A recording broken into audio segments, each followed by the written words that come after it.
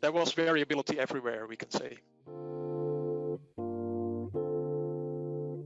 We thought really big. We had big plans for 2020, and then 15th of March 2020, COVID, lockdown.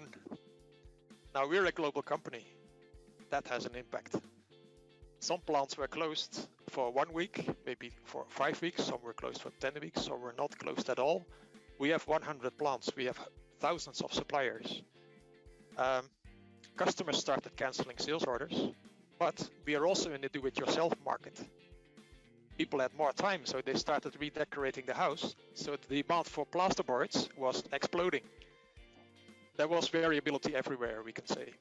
We have been using DDMRP not to the fullest extent. It was again a learning, but you have to understand, in March we were still in the beginning of the rollout.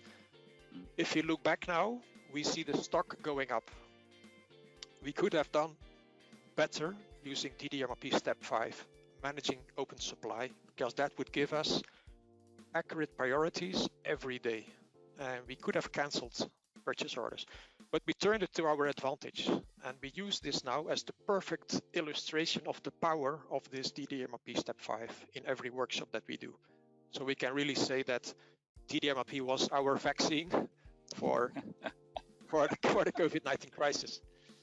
Another impact of the crisis was that we were not allowed to spend any money externally, no training, no external consultants.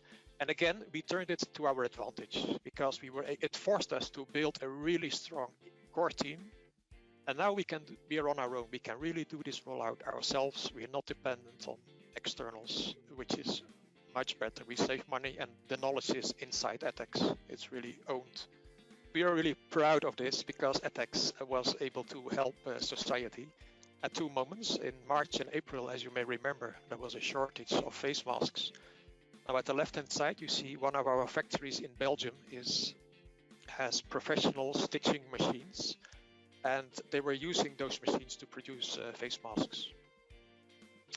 And now, when the vaccines are there, some of the vaccines need to be stored at extremely low temperatures.